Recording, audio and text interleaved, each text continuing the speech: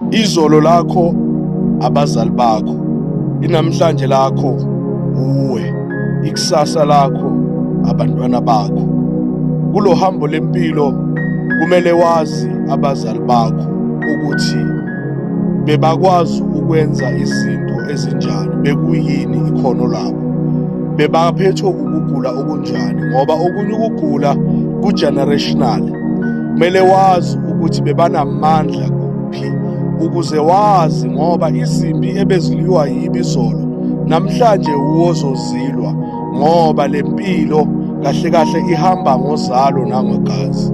Wenzele ukuthi abantwana bakho nabo uma ubashiye okunye sokulungisile, ngoba kumele vele uzazi ukuze uzokwazi ukulwa nezimpi. Day 46, zazi 1 minute every day.